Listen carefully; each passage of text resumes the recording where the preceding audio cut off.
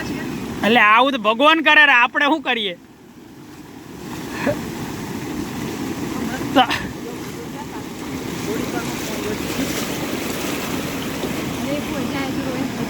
ઈ જ વાત હે ને.